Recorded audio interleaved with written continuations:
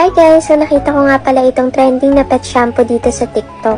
At bilang isang fur mom, na-curious ako sa shampoo na ito. Pero syempre, bago ko ito bilhin, chinek ko muna yung reviews at ingredients ng shampoo na to. At guys, madaming nag-review na sobrang ganda ng shampoo na ito sa mga fur babies nila. Kaya, nag-checkout na agad ako. So, itatry na natin guys itong shiny, healthy, and fluffy coat ng Premium Fur Pets. So, papaliguan na natin si Pink.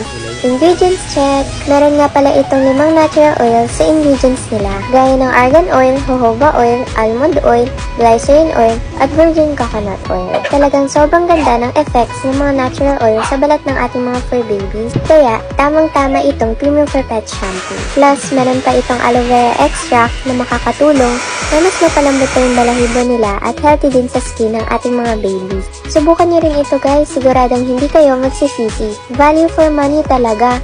Kaya check out na, available on Shopee, Lazada, and TikTok Shop.